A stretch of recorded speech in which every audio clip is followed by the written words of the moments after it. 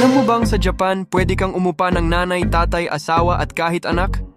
Hindi ito eksena sa pelikula, kundi totoong negosyo na umiiral hanggang ngayon. At ang dahilan kung bakit ito sikat ay mas malungkot kaysa sa inaakala ng marami. Ito ang rental family service. Tinatawag ito bilang rental family service. May mga kumpanya sa Japan na nagbibigay ng mga aktor na gaganap bilang kapamilya mo.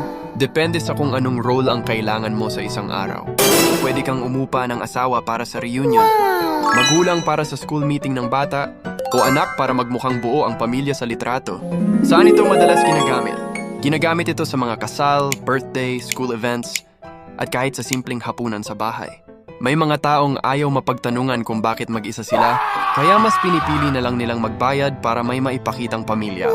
Sa labas mukhang normal ang lahat, pero sa likod ng camera, kontrata lang pala ang lahat.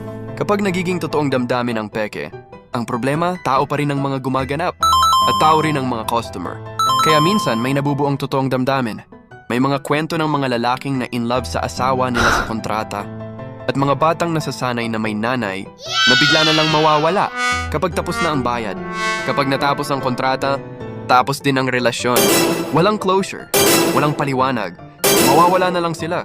Bakit ito umiiral sa Japan? Ayon sa mga eksperto, sobrang busy ng buhay sa Japan, mahabang oras sa trabaho, maliit na oras para sa social life, at maraming taong tumatanda ng mag-isa. Kaya kahit alam mong peke ang relasyon, minsan sapat na yon para lang maramdaman na may kasama ka.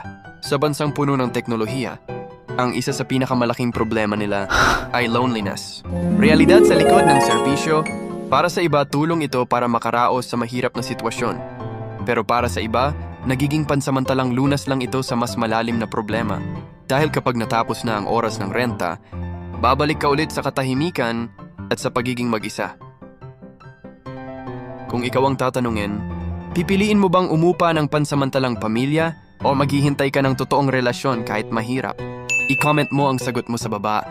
At kung gusto mo pa ng kakaibang kwento mula sa iba't ibang bansa, huwag kalimutang i-follow at i-subscribe ang page na to.